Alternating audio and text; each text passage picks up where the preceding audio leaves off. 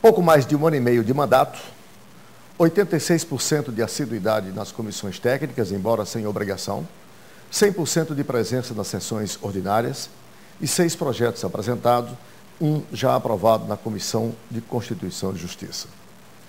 Estes são os resultados, digamos assim, das ações do deputado Tiririca, eleito com quase 1.500.000 votos em São Paulo, o mais votado da história, aquele no qual quase ninguém acreditava, inclusive o Ministério Público, que desconfiou de que ele fosse alfabetizado e o submeteu ao constrangimento de uma prova para comprovar que ele sabia assinar o nome, ler e escrever. Na semana que passou, os mesmos que preconceituosamente lutaram contra a candidatura Tiririca, certamente se surpreenderam com a informação, segundo a qual o Tiririca foi escolhido como um dos 7 melhores parlamentares do Congresso Nacional. Isso mesmo, um colegiado de 180 jornalistas que integram o chamado Congresso em Foco, pelos critérios por eles estabelecidos, objetivos e subjetivos, escolheram Tiririca como um dos 7 melhores parlamentares. Isso serve para que nós façamos uma reflexão que de há muito o Brasil insiste em não fazer. A política ainda vai continuar sendo um local para a chamada elite dita letrada, politizada e urbana? Ou quaisquer homens do povo podem representar e muito bem o nosso estamento político? É para avaliarmos os vários ângulos dos critérios de atuação para o exercício de um bom mandato parlamentar que estamos iniciando mais uma edição do programa Visão Política pela FGF-TV, canal universitário 14 da NET e rede pública de televisão cearense. E para discutirmos os vários ângulos dessa questão, a partir dessa escolha do deputado Tiririca, nós temos hoje as participações dos nossos debatedores, os professores Rui Martinho Rodrigues, historiador de política, professor da Universidade Federal do Ceará. O analista político Dimas Oliveira, que também integra aqui a nossa equipe e eventualmente participa de debates em outros órgãos de comunicação. O sociólogo, professor também, Clésio Arruda, que também integra aqui a nossa equipe de debatedores. Eu sou Arnaldo Santos. Peço a você, assinante, apenas 1 minuto para um rápido intervalo e já voltamos com mais uma edição do programa Visão Política.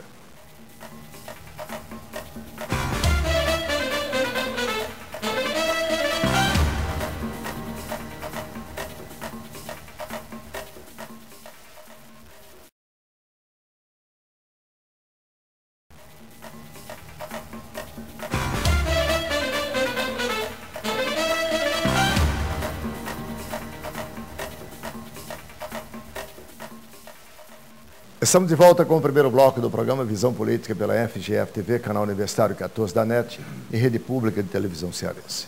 Para você, assinante que ligou agora, o programa tem hoje as participações dos nossos debatedores, professores Clésio Arruda, Dimas Oliveira e Rui Martinho Rodrigues. E eu quero começar o programa de hoje com o assunto objeto do editorial de abertura do programa, que foi a escolha do deputado Tiririca como um dos melhores e mais assíduos deputados dentro do Congresso Nacional. Existe no Congresso Nacional uma entidade chamada Congresso em Foco, integrada pelos jornalistas que cobrem ali a política em Brasília. E eles mesclam critérios objetivos, como, por exemplo, assiduidade nas sessões ordinárias, participação nos debates nas comissões técnicas e número de projetos, quer dizer, apresentados. São alguns dos critérios objetivos. Para, em cima dessa votação, escolher os 30 melhores deputados também os mais influentes, enfim. O deputado Tiririca, que, como eu disse, desde a sua candidatura, sofreu várias restrições, inclusive do próprio Ministério Público, que duvidou da sua alfabetização e o submeteu ao constrangimento de uma prova pública. Lembram? De um processo que ele teve que responder, a candidatura já em vias de ser indeferida. Hoje, dá duas respostas. Uma, para a sociedade brasileira como um todo, de que exercer um bom mandato, ser um bom político, pelo menos a partir desses critérios, não é privilégio para os ditos politizados, letrado e urbano, como me ensinou o professor Rui Martinho Rodrigues. Uma segunda resposta que eu acho que ele dá também agora, ainda em cima da desconstrução desse preconceito, é exatamente demonstrar que, com toda a sua, digamos, limitação, dita aqui, intelectual, nem por isso deixou de ter aquilo que um político precisa ter, que é sensibilidade política, responsabilidade social. Afinal de contas, dos 6 projetos por ele apresentado, o que já está aprovado pela Comissão de Constituição e Justiça prevê que o Brasil finalmente reconheça e inclua os artistas circenses e seus familiares. Explico.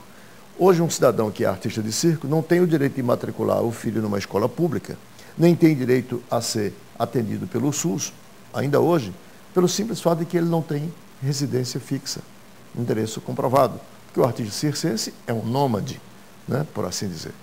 Eu queria então colocar para o professor Rui, vamos discutir, professor Rui, essa compreensão dos critérios. O que efetivamente demanda ser um bom parlamentar, ser um bom representante na política brasileira? Nós podemos começar lembrando que existem cargos políticos e cargos técnicos. Os cargos técnicos demandam conhecimento e por isso mesmo são reservados a quem presta concurso público. Os cargos políticos, ao contrário, são em geral eletivos e são eletivos e não exigem concurso porque as decisões políticas não são técnicas. Aliás, exige o mais difícil dos concursos, que é merecer a confiança do eleitor. Sim, mas não eleito, mas é um tipo diferente de concurso que não apura mérito técnico. Né? Isso porque, de fato, em que reside a natureza do ato político? Eu gosto de lembrar, lá na filosofia da ciência, se faz uma diferença entre juízo de valor e juízo de realidade ou de existência ou de fato. Os juízos de realidade são esclarecidos pela via da ciência, exigem conhecimento. Esses não são de natureza política. Esses devem se revestir de uma certa objetividade ou devem ser objeto de uma busca baseada num esforço de objetivação, que se não consegue ser objetivo, pelo menos tenta ser. Já os juízos de valor expressam entendimentos que não se fundam em pesquisa científica ou política, são valorativos e, portanto, não demandam conhecimento. E por isso é que pessoas com muita escolaridade podem ter comportamentos execráveis, porque não têm valores. Grandes pesquisadores, grandes intelectuais podem ser degenerados, não ter valores. Né? E pessoas analfabetas podem ser muito íntegras e muito corretas. Então, o juízo de valor não tem relação com escolaridade ou com o conhecimento científico ou técnico. E as escolhas políticas são políticas não porque resultem de eleição ou porque sejam propostas por agremiações partidárias. Elas são políticas porque pertinem a juízo de valor. Eu, num livrinho de metodologia política, eu dei um exemplo que eu tenho que me repetir sempre, porque eu acho muito esclarecedor.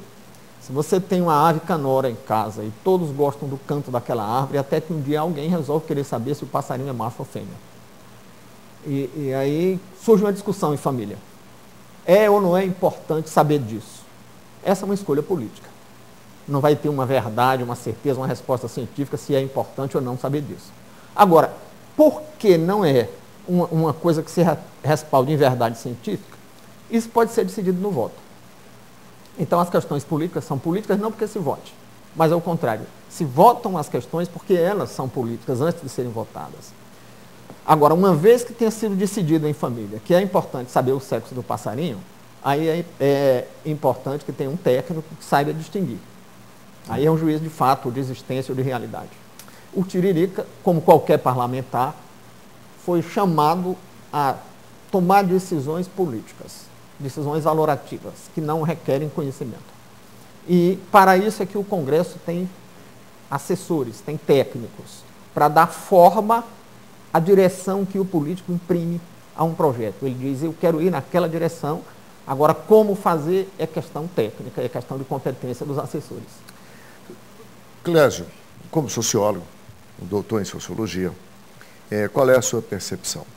O que significa, quer dizer, essa escolha do Tiririca? Algo que é bom que se diga, são 513 parlamentares na Câmara, 30 são escolhidos, ele ficou aí em 7º lugar nessa escolha. O que isso significa como resposta, digamos, a um preconceito muito grande e o próprio marco regulatório da política brasileira que impede que pessoas do povo como o Tiririca possam disputar e lograr êxito, digamos, em eleições. O Tiririca teve a sorte, a coincidência de ser um artista popular, popularíssimo até. E foi isso que o fez estar lá. Sem essa popularidade, sem a visibilidade que tinha, certamente, quer dizer, como um homem do povo comum, e quantos Tiriricas nós não temos aí como homem do povo comum? Primeiro, a surpresa positiva, né? Porque a gente está... O Tiririca nos leva para uma questão... o indivíduo é a sociedade, o indivíduo faz a sociedade faz o indivíduo. Queria um pouco nessa linha, quando a gente pensa que esse preconceito é social, por isso que é preconceito, né? Não há o preconceito individual. E o Tiririca é aquele indivíduo que se volta contra ele, ou seja, o homem capaz de transformar um valor social, quer dizer, no sentido do preconceito. Então o Tiririca trouxe para a política uma questão interessantíssima do fato de, quer dizer, que se volta contra algo que é uma barreira existente, uma barreira que não é nova, né, que a gente afasta os poucos escolarizados, não vou nem chamar intelectualizado, porque o corte é no sentido mesmo da formalidade escolar, né, tanto para votar como para ser votado, né, isso se arrasta do Império e atravessa toda a República, e o Tiririca chega, né, supera todo esse preconceito, se volta contra ele, e se transforma aí, eu não diria um marco regulatório da política, mas até um pouco mais. Quer dizer, um exemplo de que nós temos talentos nessa base da população brasileira que são capazes de promover transformações significativas na sociedade, que infelizmente não tem os seus espaços abertos para expressar esses talentos e provocar uma mudança, que é aquilo que a gente precisa na sociedade, né? Quer dizer, sair da mesmice, desse círculo, né, de que alguns poucos privilegiados é que são capazes de fazer e conduzir, né, e dar o destino dessa nação. Mas a nação é composta por todo esse grupo de membros de classes sociais distintas, extremamente apartadas uma da outra, né, e a gente tem aí o Tiririca como alguém que vem e se coloca como um iconoclasta, no sentido de estar aí, né, se colocando contra uma simbologia importante, né, que barra a entrada dos menos favorecidos, financeiro e no sentido, não diria intelectual, mas no sentido de baixa escolaridade, né? Quer dizer, que são impedidos de entrar para a política. Dimas Oliveira, que lições, que aprendizados podemos extrair do simbolismo, né, dessa escolha do Tiririca, partindo do pressuposto de que o próprio Tiririca, quando se lançou como candidato, o fazia de uma forma artisticamente debochada, né? Quando ele dizia assim, você sabe o que faz um deputado? Eu também não. Era assim a propaganda dele. Vote em mim, que se eu ganhar, eu te conto. Era um dos motes, né, que já denotava aí, quer dizer, um deboche, um escárnio, em função do legado que a própria política assim. Então. E o comunicador, né? E o comunicador. Este se elege, portanto, com essa desconfiança, porque ele mesmo a construiu no decorrer da disputa. Agora, quer dizer, objetivamente, está demonstrando, não só pela escolha, mas objetivamente está demonstrando pela assiduidade, pelo interesse nas discussões das comissões técnicas, pelo alcance social dos projetos que apresentou, os 6 projetos, inclusive um já aprovado na Comissão de Constituição e Justiça, que tem, para além da sensibilidade política, tem responsabilidade social que deve, obviamente, que emoldurar a ação de qualquer pessoa que se lança à vida pública. Então, desse simbolismo, quais são as lições que a gente tira? Acho que a primeira grande lição é que a escolha do Tiririca, ela representa essencialmente a explicitação do ceticismo de grande parte da população pela vida política, pelo Congresso, ou pelas possibilidades que o Congresso encerra. Daí, ser Tiririca ou ser qualquer outro, tanto faria, né?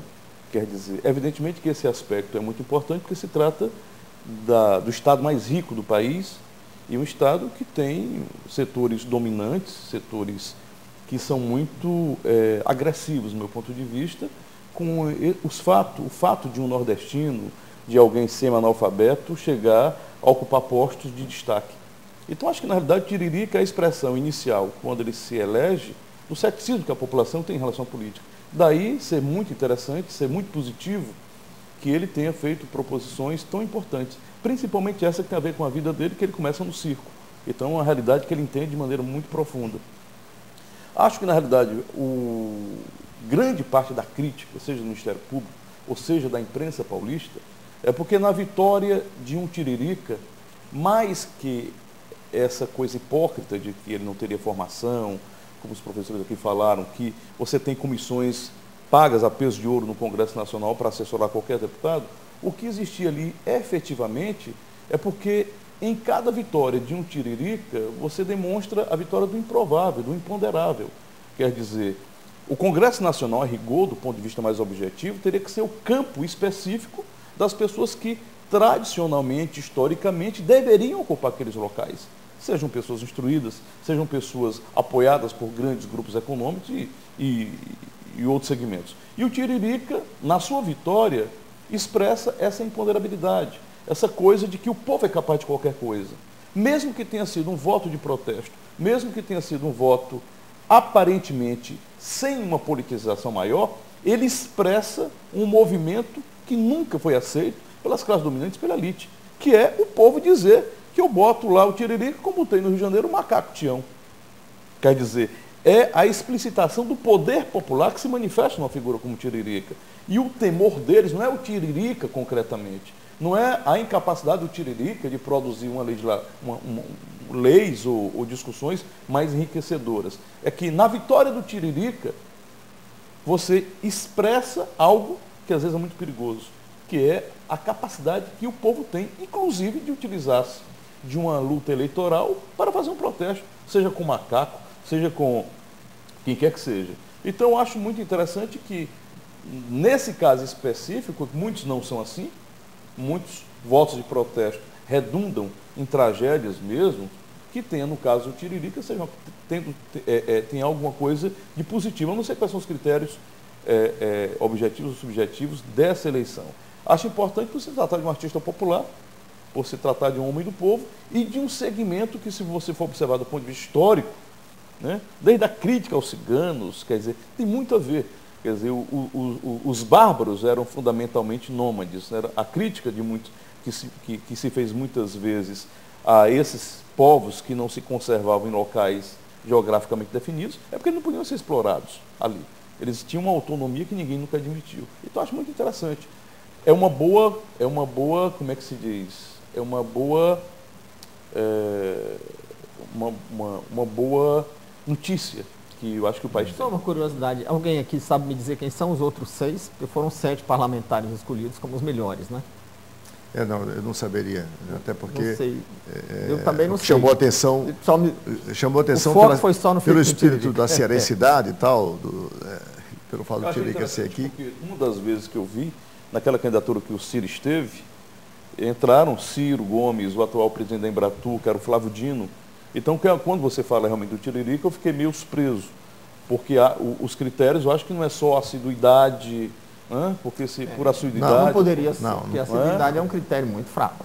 Outra uma questão interessante, que é o fato de ser um parlamentar novo entrando num universo desconhecido para ele, fechado. Né? Aquilo que você falou, Dima, você reflete isso num padrão. Né? Quando você olha o perfil do deputado federal, é homem, branco, acima de 40, com escolaridade elevada, superior. Aí o Tiririca não é nada disso, absolutamente nada. Então é um rompimento desse preconceito, porque ele quebrou esse padrão, certo? Aí ele chega, não só quebra esse padrão, como ainda tem um bom desempenho. Explicita, né? Pois é. É extraordinário. Bom, eu vou fazer o nosso primeiro intervalo, que a produção já avisa que o tempo se esgotou, mas quando voltar eu quero sequenciar para a gente aprofundar essa discussão na perspectiva do preconceito. Só retroagindo um pouco a história recente do Brasil. Lembremos-nos quando Lula disputou as várias eleições e mesmo depois de eleito presidente e reeleito para um segundo mandato, né, o preconceito com relação ao analfabetismo, né, do presidente Lula, que mesmo sendo um homem com um nível de informação altíssimo, né, com títulos de doutor honoris causa das melhores e maiores universidades do mundo, com a capacidade de articulação e verbalização do pensamento incrível, mesmo assim, os setores ditos politizados e letrados do Brasil insistem até hoje em qualificá-lo como analfabeto. Né? Quando voltarmos, vamos discutir na perspectiva do preconceito contra as pessoas. Um instante só e a gente volta.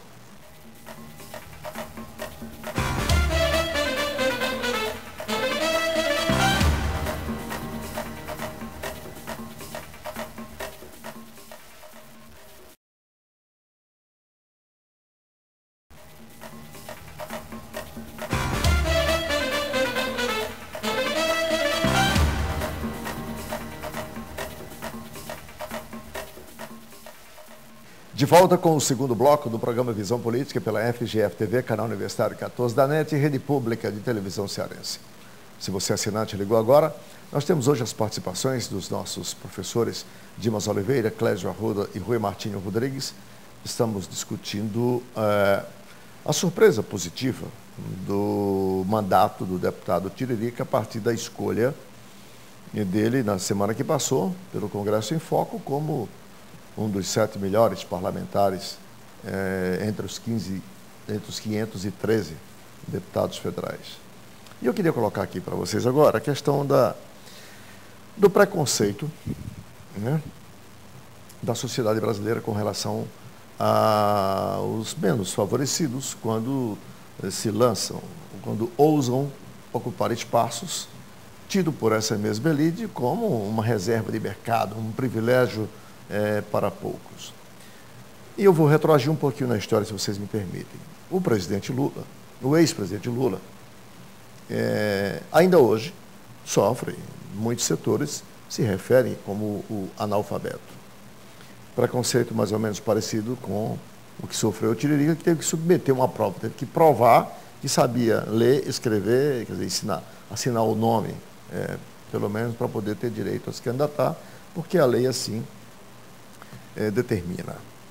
Os próprios jornalistas que votaram no Tiririca e o escolheram como um dos 7 melhores do Congresso, é bom que se diga, vou falar agora aqui do meu setor, quantos e quantos desses não deram notas e mais notas, debochando do Tiririca, debochando dos 1.380.000 e tantos mil eleitores paulistas, ou seja, o mesmo preconceito que atribuíam ao Tiririca, atribuíam ao seu eleitor, desse aí. E tiveram que engolir a seco agora e votar, compelido pela realidade, pelos fatos. Então, nessa perspectiva, eu queria colocar até quando, professor Rui, nós, enquanto sociedade... Como nós conversávamos aqui há pouco, eu acho que até o eleitor ficou surpreso, o eleitor votou nele. E o Dimas dizia, talvez revoltado, porque o propósito do eleitor não era eleger um parlamentar atuante, diligente.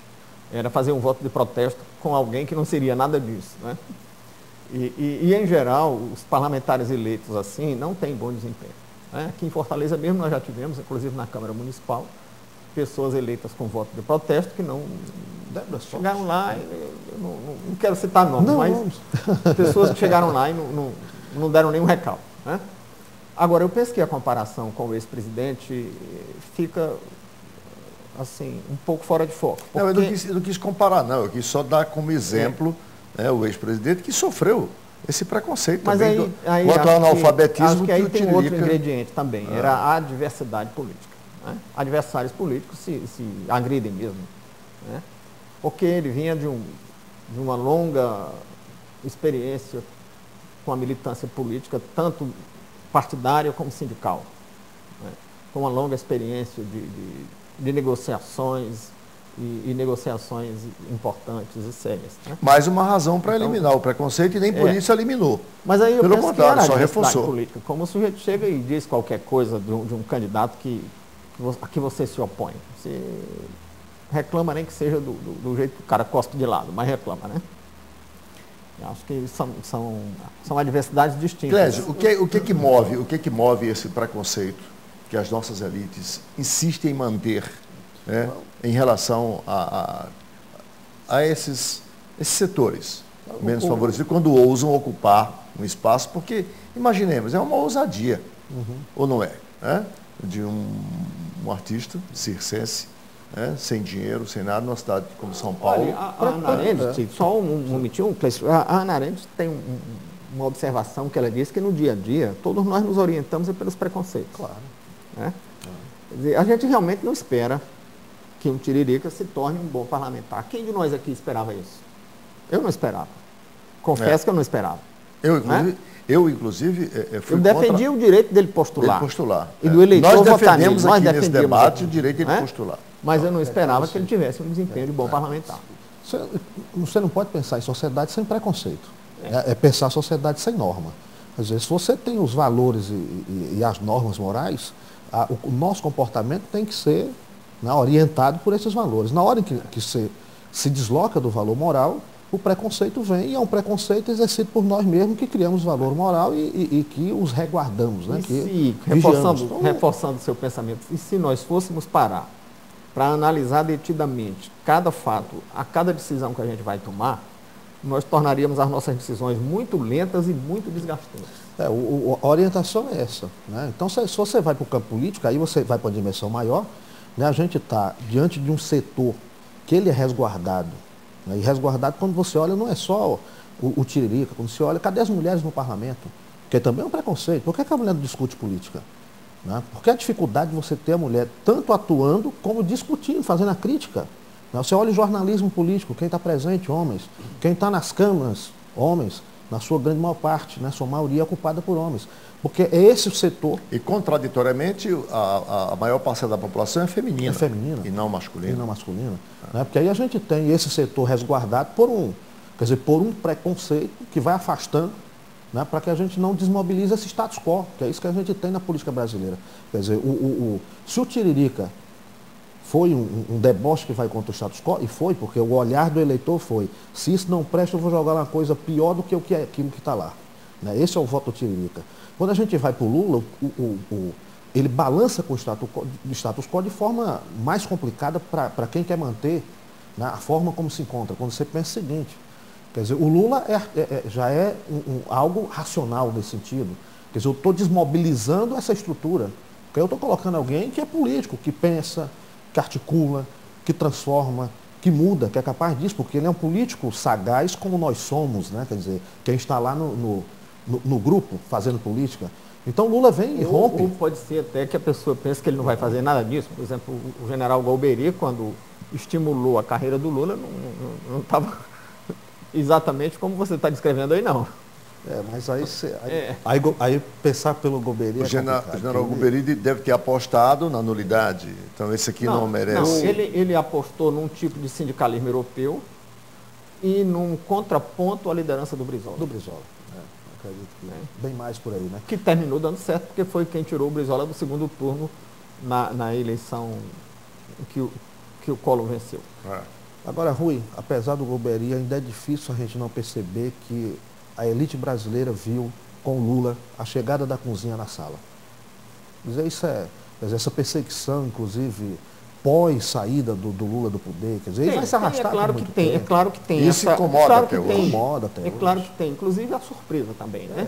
Mas não é só isso. É a construção de uma referência muito também ruim. Que existem as divergências políticas.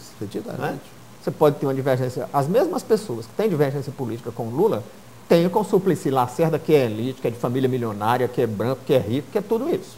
Que é intelectual, que é professor de universidade, e as pessoas se opõem tanto ao Suplicy quanto ao Lula. Então não vamos também dizer que é só preconceito quem se opõe ao Lula. Você pode ter as suas boas razões políticas, ideológicas, ou se você quiser, de interesse de grupo, a se opor. Deixa eu colocar o Dimas nessa discussão, Dimas, nessa perspectiva, quer dizer, cujo universo eu quero do preconceito, mas eu quero focalizar no estamento político. O preconceito na elite política da sociedade para com ela, onde, quer dizer, imprensa, professores universitários, enfim, setores dito pensante da sociedade brasileira, imagina, e os próprios políticos imaginam a política como um feudo, como uma reserva somente para essa casta privilegiada, que tem dinheiro, que sabe ler e escrever, que tem profissional, quer dizer, profissão liberal, enfim, que é a maior parte do Congresso Nacional. E que todo o resto é incapaz, parte-se disso. O Tiririca abstraindo aqui o viés de protesto, do deboche, seja do que for, mas, na verdade, se imaginava isso, este é incapaz de vir para cá.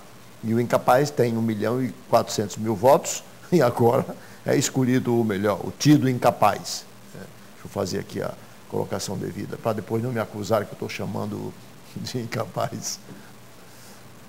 Eu acho que fica mais que evidente que é um problema, como o velho Marx falava de reificação, é outra discussão, né? Quer dizer, para mim Lula é a explicitação cabal disto. Lula poderia dar mais dinheiro aos bancos do que a FHC, do que qualquer outro. E deu. Poderia fazer, e deu. Poderia fazer a política de fortalecimento. Quando o jornal do New York Times diz, amado pelo povo, queridinho de Wall Street, ele deixou claro, evidenciou isso. E mesmo porque, e apesar disso, existe tanto ódio em relação ao Lula. Evidentemente que é um preconceito profundo. Lula representa, o que eu disse anteriormente, uma não possibilidade, algo que não deveria ocorrer. Eu posso receber bilhões do orçamento, mas não é um operário que deveria disponibilizar do mesmo. Mesmo que me dê 10 vezes mais que um professor universitário, que era meu funcionário até pouco tempo, que era FHC. É preferível que Serra faça isso.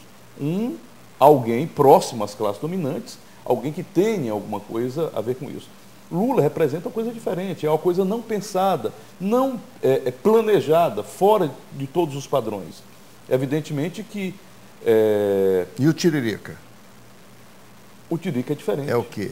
O Tiririca tem a mesma base, que é isso. Quer dizer, são movimentos distintos. O mesmo preconceito que se tem a um Tiririca, que se explicita na crença da não possibilidade dele, o ódio é demasiado aumentado na medida que aquilo que seria uma impossibilidade objetiva torna-se algo muito poderoso.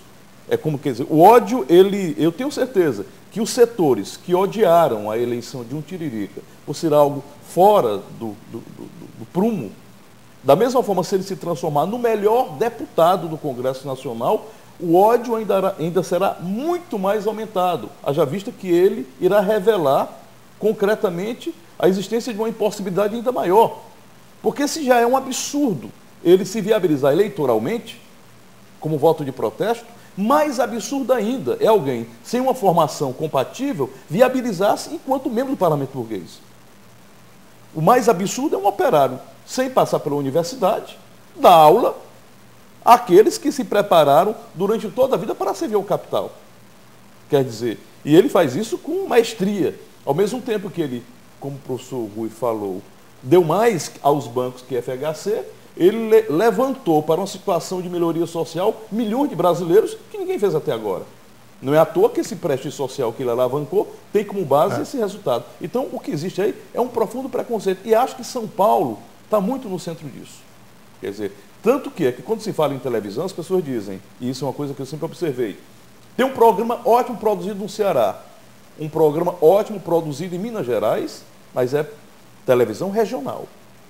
Tem um programa que não vale nada produzido em São Paulo, é televisão nacional. Isso é uma coisa que se evidencia, inclusive, no que diz respeito aos meios de comunicação. A lição que eu, particularmente, extraio disso aqui é a lição, quer dizer, que é tida como, que é chamada do sonho, que deve mover o sentimento humano. Quantos tiriricas nós não temos aí, abstraindo aqui, quer dizer, o lado artístico? Tiririca na condição social, na condição intelectual, tá?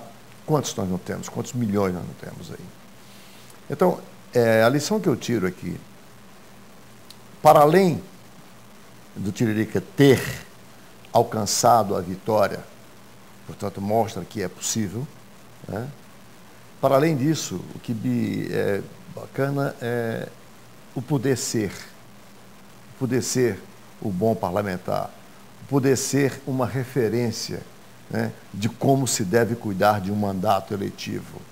Isso para mim essa para mim é que é a grande lição que fica, que tira, né? Entendeu? Então, quer dizer, pode qualquer um, né, menos ele, e na verdade todos podem, né? Agora, para que nós não fiquemos somente na questão achando que isso é um mal da sociedade brasileira, eu quero, encerrando esse bloco, no próximo bloco, deixar para nós analisarmos um outro preconceito não diferente desse aqui. E também na política, quero situá-lo na política. Os Estados Unidos, nesse instante, disputam, se preparam para as suas eleições no dia 19 de novembro, 18 de novembro, se não me falha a memória. 2 candidatos, Barack Obama concorre à reeleição e Mitt Romney, pelo partido republicano, é o seu oponente. E está circulando nas redes, né, da internet um pequeno filme, onde o Mitt Romney, numa reunião com os iguais a ele, ou seja, os bilionários americanos, para arrecadar fundo de campanha, faz lá, recuperando de memória, a sua crítica, que nós, Mitt Romney, abre aspas, nós, eles, iguais, bilionários, temos que ter muito cuidado e temos que fazer tudo para vencer essa eleição. Portanto, era amedrontando, era ameaçando os seus iguais para poder darem mais dinheiro para ele ter condições de levar a sua campanha em frente, porque os 47% da população brasileira que votam com o Barack Obama o fazem porque são dependentes do governo. E eu não serei eleito presidente para me preocupar com essa gente. São palavras do Mitt Romney. Da população americana. Da população americana, né? Eu não estou disputando a eleição presidencial para me preocupar com essa gente. Essa gente tem que procurar os seus próprios meios, procurar o seu emprego, o seu trabalho. Não é papel meu como presidente acudir essas pessoas. Ora, lembremos-nos que no Brasil, só 19% da população está na extrema pobreza e recebe, portanto, o Bolsa Família. São, portanto, quer dizer, os mantidos, acudidos pelo governo brasileiro. Lá são 47%, segundo eles, dependentes disso. Então, isso não é uma coisa só do Brasil. Vamos discutir no próximo bloco.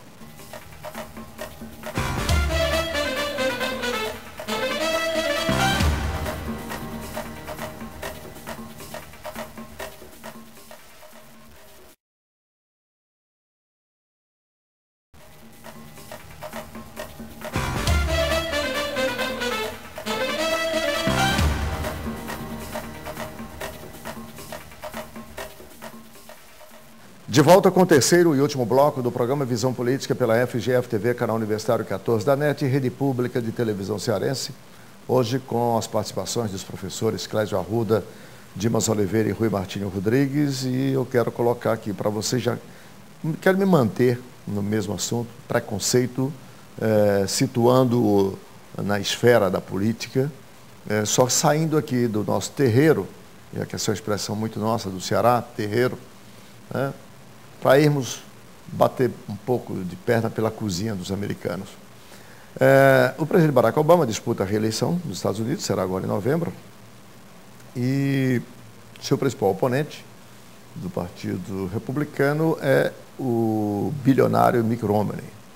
E está circulando há 2 semanas na rede mundial de computadores um filme dele numa reunião com outros bilionários iguais a ele, certamente com os mesmos valores que ele, onde ele, com o objetivo de arrecadar mais fundos, ele faz uma espécie, no meu entendimento, ele faz uma espécie de chantagem, de medo, ele tenta apavorar um pouco os ricaços como ele, e diz lá que é preciso que tenha cuidado, que para vencer a eleição é preciso investir mais, porque o presidente Barack Obama tem aí 47% da população americana que votam com ele, porque dependem das ações do governo, porque dependem da política social do governo. Ele se referia diretamente ao seguro-desemprego, que nos Estados Unidos é altíssimo e o Barack Obama ampliou ainda mais em função da crise. Ele se refere à assistência à saúde e o seguro-saúde que o Barack Obama aprovou no Congresso americano, contra a unanimidade dos republicanos, é bom que se diga, ele conseguiu aprovar. E o Mitt Romney disse simplesmente o seguinte, que isso não era problema dele, como presidente, esses 47%.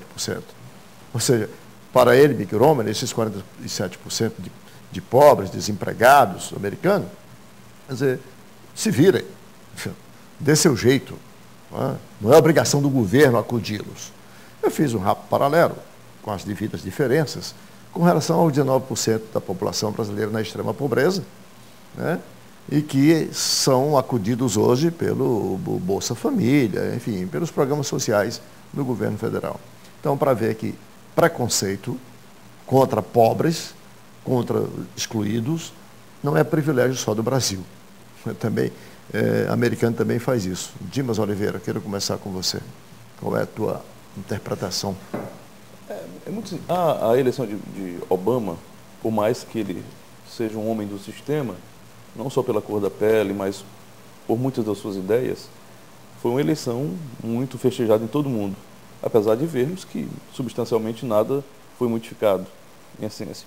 Agora, o fato desse viés de preocupação com os setores sociais, ele é um fato evidente e que afasta, evidentemente, o presidente de um grupo muito mais conservador, por parte, inclusive, do Partido Republicano.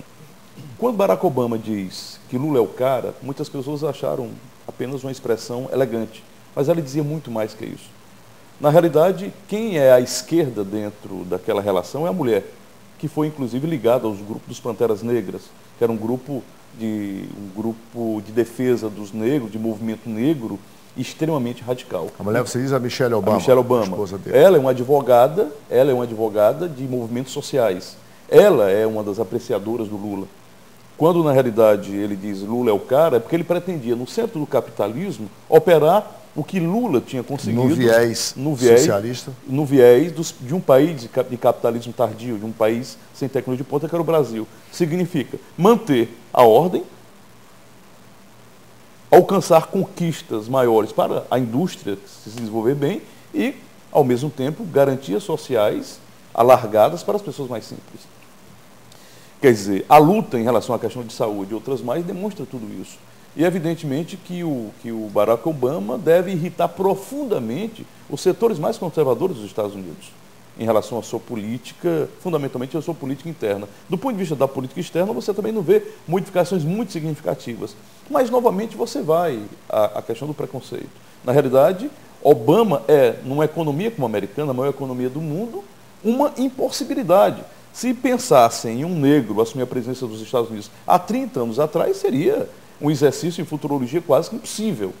Quer dizer, a vitória de Barack Obama está para além da própria vitória dele objetiva. Do ponto de vista simbólico, ela representa as possibilidades históricas que a humanidade carrega consigo de mudanças significativas. Quer dizer, Barack Obama pode-se dizer que, do ponto de vista simbólico, para um determinado país conservador como os Estados Unidos, tem uma explicitação quase que maior, no segundo momento, que a Guerra de Secessão.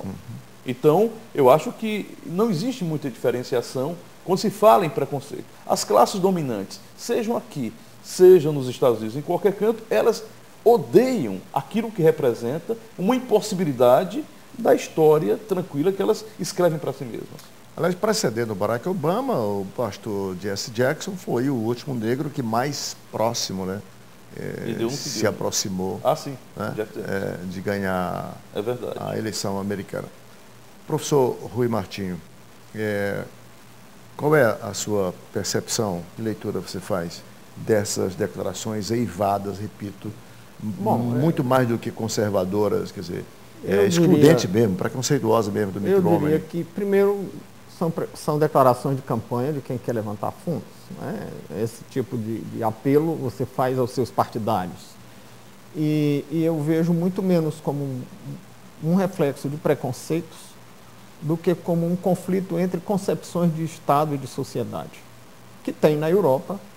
Digamos, quando o Partido Trabalhista Britânico se degladia com o Partido Conservador, dois candidatos brancos e da elite se degladiando de um lado e do outro, não tem nada a ver com preconceito de cor da pele, nem de origem social. O que é que está em disputa ali? Está em disputa que o Partido Democrata é cada vez mais um partido social-democrata, que lá eles chamam sociais-democratas de liberais, que no Brasil e na Europa tem outro significado. Mas sociais-democratas são, em geral, os governos europeus, e eles têm dito muito, os republicanos conservadores têm dito muito, ele vai transformar os Estados Unidos numa Europa. O que quer dizer isso? Quer dizer esse estado do bem-estar, que o Estado chama a si a responsabilidade pelo bem-estar dos cidadãos. E eles entendem que isso explica o fato de a economia europeia, maior e mais rica do que a economia americana, ter sempre um desempenho menor. A economia americana é sempre mais dinâmica. Mas só para repor aqui a questão, quando eu falo do preconceito, não é o preconceito contra a cor da pele do Barack Obama, não. É o preconceito que o Mitt Romney deixou muito claro, né, em relação a esses 47% da população americana que hoje precisa dessa ação social do governo, em relação a isso. Quando ele diz que não tem nada a ver com esse povo, ele está dizendo que não quer um governo social-democrata, não quer o Estado do bem-estar.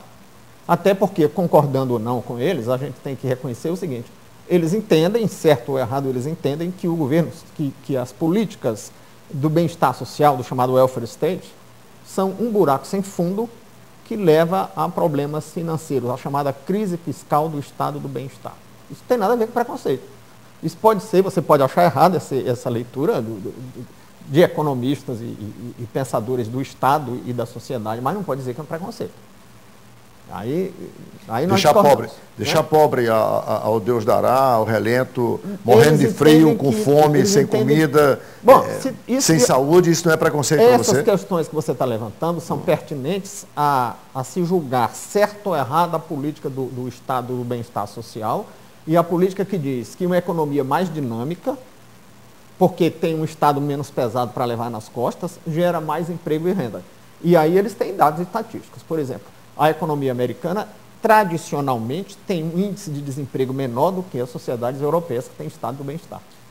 E isso não é preconceito, isso é dado. Absoluto. A economia alemã é quem está segurando o da Europa.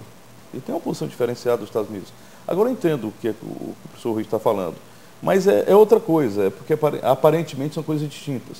Quer dizer, a base do discurso dos republicanos, ela é fundada num profundo preconceito de que, na realidade, o Estado pode servir para financiar as empresas deles quebradas na crise, na bolha. O dinheiro social pode servir para o Partido Republicano financiar a base social que o compõe, que são os grandes capitalistas, os grandes produtores de cana, os grandes produtores de aço, mas na hora de produzir para o povo simples, através de projetos sociais de grande envergadura como saúde, é uma questão de política diferenciada do Barack Obama. Quer dizer, nesse momento o discurso o Estado, isso Marx resolveu há 100 anos. Quer dizer, nesse momento eles têm um discurso hipócrita. Não, o Estado americano não pode responsabilizar-se por políticas sociais, porque iríamos fazer uma política europeia, ela que está liquidando, e não é verdade. Quer dizer, o que eles querem é o seguinte, que os recursos socialmente construídos sejam dirigidos aos setores capitalistas que eles representam, ao invés de ser dirigido para a população. E o Barack Obama é um capitalista, ele defende a economia de mercado, e o que ele quer é o seguinte: em vez de jogar o dinheiro só para as empresas dos senhores, vamos pegar esses recursos socialmente construídos e vamos jogar para que essa população está míngua, seja através de bolsa de trabalho. Então, é preconceito. Se você constrói um arcabouço teórico de um ponto de vista diferenciado em relação às políticas sociais ou não, é outra coisa. Mas a base social é de uma cúpula É a velha oligarquia americana que não pensa em povo. Deixa eu colocar o Clésio também nessa discussão. Eu vou entrar na discussão aqui, em parte com o Rui, porque aí a gente tem novamente uma luta no sentido político de Estado. A base do que o Rui falou, que essa discussão em relação às posições dos republicanos e dos democratas, que a base é como o Estado se comporta em relação a isso. A gente retroagiria ao confronto liberal e totalitarismo. Quer dizer, o período mais tenso, quando a gente tem as ideias liberais, nazismo e comunismo. Quer dizer, o que a gente está vendo hoje, aí, de fato, é o neoliberalismo e social-democracia dentro dos Estados Unidos enquanto ideia.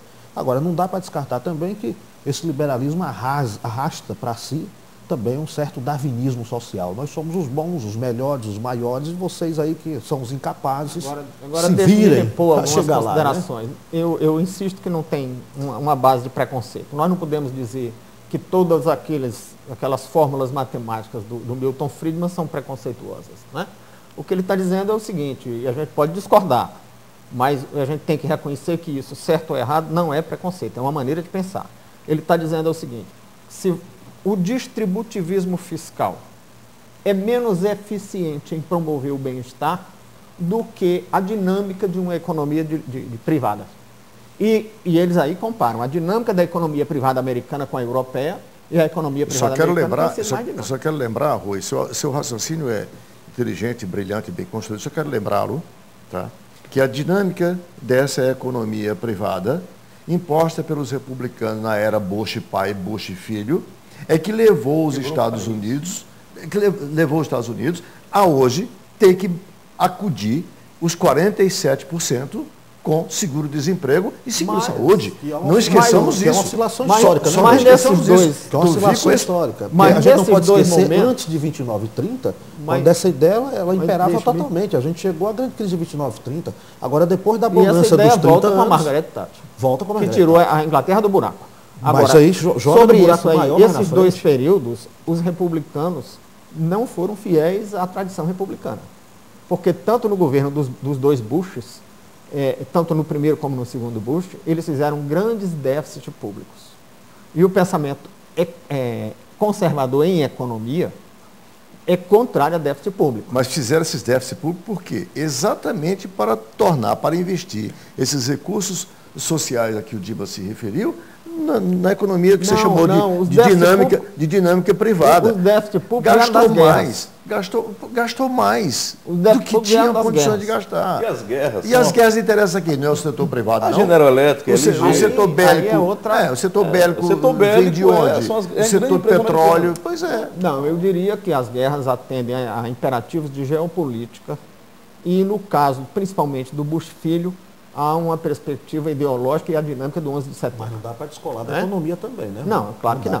A geopolítica considera a economia. O imperativo geopolítico ela tem uma premissa, que é o interesse das empresas americanas não ir para o buraco. Isso é reducionismo econômico. Não, claro que não. Do teu economicismo determinista, do teu determinismo reducionista. Claro que não. Bom, eu já vi que o assunto que eu resolvi colocar para o último bloco, eu devia ter colocado no primeiro, porque foi o que mais gerou uma boa discussão.